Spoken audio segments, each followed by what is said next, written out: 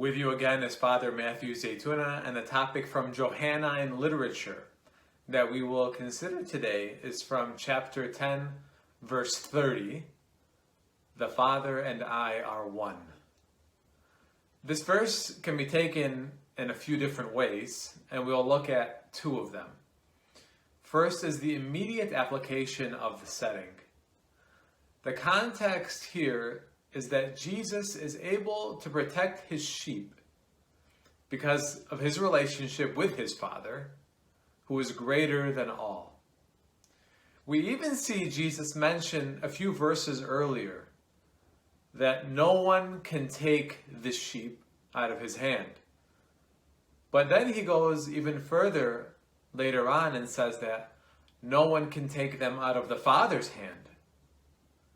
Therefore, the power and custody that Jesus has with respect to the sheep is the same as the Father's. And so Jesus says, the Father and I are one. Another application of this verse is in light of the doctrine of the Trinity. Indeed, the oneness spoken of between the Father and the Son refers to not only their actions, but also to their very being. The Father and Jesus act with the same divine power because with the Holy Spirit, they share the one divine nature.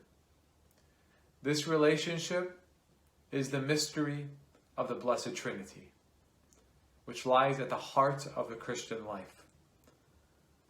The second person of the Trinity, Jesus Christ, became man.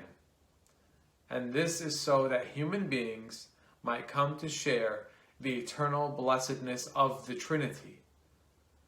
As Saint Athanasius said, and the Catechism of the Catholic Church notes, the Word became flesh to make us partakers in the divine nature, and this is why the Word became man, to bring us into that greater community of the Trinity, to make us sharers in his, God's, divinity.